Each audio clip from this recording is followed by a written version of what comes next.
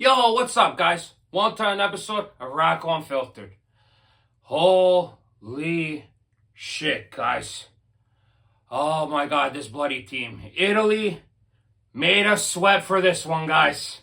Italy draw Croatia 1-1 to finish second place in Group B to qualify for the round of 16 against Switzerland on Saturday.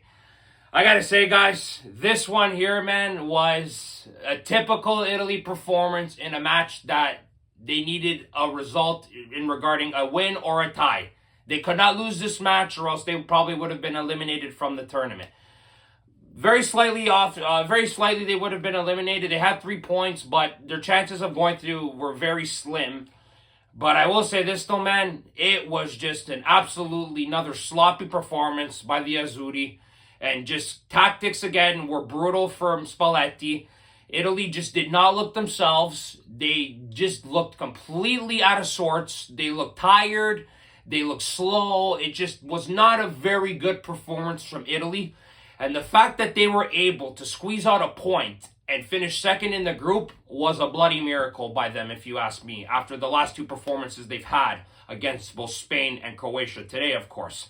But let's talk about the game first, and then we'll talk about what needs to happen moving forward with Italy, especially in their next match against the Swiss. So, not even 5 minutes in, guys. Croatia obviously are playing with a little bit more desperation than Italy, because Croatia need a win to get through to the next round. Because if they were to either get a tie or a loss, they would only have 2 points, and their chances of winning were very slim and getting through to the next round if they didn't get a massive result by beating Italy. So, Croatia's obviously on the front foot first 5 minutes in. One of the Croatian players gets the ball outside the box. He takes a great shot, but luckily enough, Italy's keeper, who's been in form all tournament so far, makes another fantastic save to keep the scoreline 0-0 very early on into the game. Then, for the next 15 minutes, the game was a little bit slow in pace, of course. But in the 20th minute, Italy had an opportunity. Calafiori has the ball on the left flank. He puts in a good cross to Retegui, but unfortunately, Retegui heads it wide, and nothing comes of that situation for Italy. But Italy's best chance comes about 6 minutes later when they have a corner kick. DeMarco crosses the ball in. The ball comes out to Raspadori. Raspadori gives a nice little pass to Barella. Barella's got enough time and space to put in a beautiful little chip to his inter-teammate, Alessandro Bastoni. But unfortunately, Livakovic, Croatia's keeper, makes an exceptional save to keep the scoreline 0-0. Italy there was probably their best chance of the half, I would have to say, guys. Other than that, Italy didn't really pressure much. Italy did have an opportunity, though, in the 35th minute. Pellegrini took a shot, but it didn't really cause any difficulty for Livakovic, and he was able to make the save, and the half goes 0-0. But to start the second half, Spalletti makes one change. He takes off Pellegrini and brings in Davide Fratesi. So you're thinking, of course, Fratezi's going to try to help the defense, maybe push up the field a bit more. But then this idiot goes and does something really stupid. Look what he does. My God, Davide, you are a substitution, and you put your arm up like you're raising your hand to ask a teacher a question in class. Keep your bloody arm behind your back, you idiot. Okay, so of course, Fratesi has his arm up. The ball clearly hits his hand, as you can see. The ref goes to VAR. Obviously, he sees what happens, and he calls a penalty shot for Croatia. So, of course, Croatia has their best player of all time, Luka Modric, step up for the penalty. But, guys, I will say this, though. When you have a keeper of this class that Italy have, you know there is a very good possibility that he is going to make the save, like he did in the European Championship final against England. So, me, in my gut, said to myself, he's making this save. And damn, man, was I right or what? Donnarumma, I will say this for one time only, he steps up again for Italy. Modric goes up for the kick, and he makes another fantastic save to bail Italy out once again in this tournament, to keep it 0-0. But unfortunately, that did not last very long. Because not even a minute later, guys, Croatia get the ball back. They chip it into the box. The Croatian forward, I think it's Kramaric, he gets his foot on it. Dollarama makes the save, a phenomenal reflex save. Unfortunately, his save bounces back out in front. And Croatia's greatest player of all time, Luka Modric, is there to pot the rebound in and give the Croats a 1-0 lead. And as of this moment, they would be in second in the group with 4 points. Italy would be third in the group with 3. So now Italy had a lot of pressure on them to come back and score a goal. So Croatia's leading 1-0, and in the 60th minute, Italy get a very good opportunity off another corner kick. Italy had about 10, 11 corner kicks this game, guys, and it was just frustrating to see Italy couldn't bury him off one. So they go take the corner kick. Bastoni has a free header, and unfortunately, he heads it over the net. Another fantastic opportunity for Bastoni, but unfortunately, he wasn't able to pot it away, and it is still 1-0 for the Croatians. But another opportunity comes for Italy, guys, in the 86th minute. So Scamacca gets the ball. He puts in a beautiful little pass to Retegui. Retegui finds Chiesa out on the wing.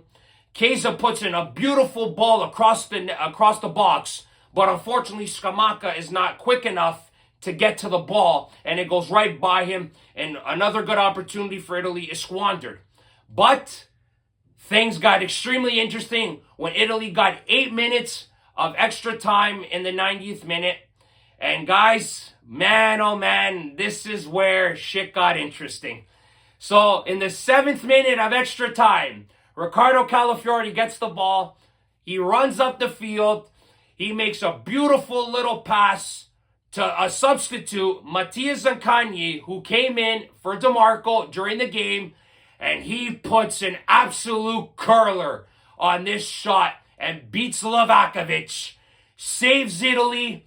Italy go through second in the group, finishing it off with 4 points, going on to face Switzerland in the round of 16 on Saturday, breaking Croatia's hearts and most likely eliminating them from tournament play and sending them home. But guys, what else is there to say about this team, Italy, huh? This is what they do all the time. They make us sweat, they make us nervous, and then when we think they're down and out, they find a way to score and make us think, okay, maybe they can do something in this tournament. But guys, I will say this though, I am not confident going forward into this tournament with the way Italy are currently playing. The way that Italy are moving the ball and how slow they look, it's just not what I saw from 3 years ago, guys. Like from 3 years ago, Italy were a fast-moving team with the ball, and they just look more united as a team. This team here, guys, they got nothing in the midfield.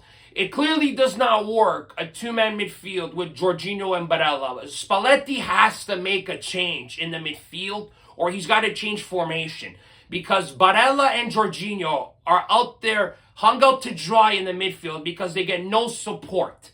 And it's just frustrating to watch Italy get overrun by even a team like Croatia, which I mean no disrespect to, but Italy are better than Croatia. Italy need to show more fight, and they need to show a little bit more motivation in their games, because they did not look motivated at all when the game had started, guys. But I will say this though, if they play like this against Switzerland, guys, we will be eliminated easily. Switzerland are a good team. Okay, they almost beat Germany, but Germany were lucky enough to score a late minute time goal just like we did today against Croatia, or else we'd probably be playing Germany.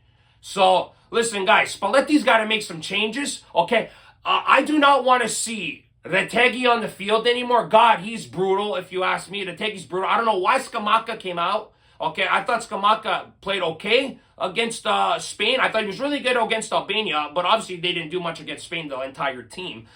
Chiesa needs to start, because Chiesa's got pace, and he's the only threatening player Italy have on the wing. Okay, and I think Zaccagni should get some more minutes after that beautiful goal he scored. I don't know what we're going to do with Federico DeMarco, guys. The guy is an absolute liability in defense. Okay, he's only useful for half of the field, crossing in balls. Okay, but other than that, he is a liability defensively. I don't know what the hell they're going to do with this midfield. I think Spalletti should maybe go to either a 4-3-3, maybe bring in a guy like Fagioli, You put Jorginho in the middle, Barella on the right side of the center midfield. There's a lot of creativity there. You have that extra man to help them out. I would not suggest putting Brian Cristante there because Brian Cristante is just brutal. He's not athletic at all. He's just a brute, if you ask me. And he won't help Italy at all, right? Maybe you bring him in with 20 minutes if Italy has a lead and you're trying to hold the score. But Spalletti has a lot of changes to make, guys, before Saturday's match. I don't think he's going to take out Di Lorenzo, guys. Let's just end it at that because it's pretty evident that he loves the guy like a son. He even said it himself. But at the end of the day, Luciano, it's not about loyalties, man. It's about winning games for Christ's sakes. You know what I mean? So hopefully Spalletti figures out something to fix what's been going on with Italy because these last 2 games, guys, have been very unenthusiastic from a fan point of view watching Italy. And I just do not like what I'm seeing. Okay, we need to see a little bit more from this Italian national side. Defending European champion too, for God's sake. So we need a little bit more from this team. And hopefully Spalletti can get it out of them. Because if not, if Italy loses to the Swiss, guys, I think Spalletti's job is in question, if you ask me. So we're going to have to wait and see. But Spalletti must make changes for Saturday. Formation-wise or personnel-wise. Something needs to be done. Because it is not good enough for Italian standards, guys. But look, guys, Italy was able to get the point. They survived. They finished second in the group now. They got an extremely difficult matchup against Switzerland. If you guys recall, we had Switzerland in our World Cup qualifying group.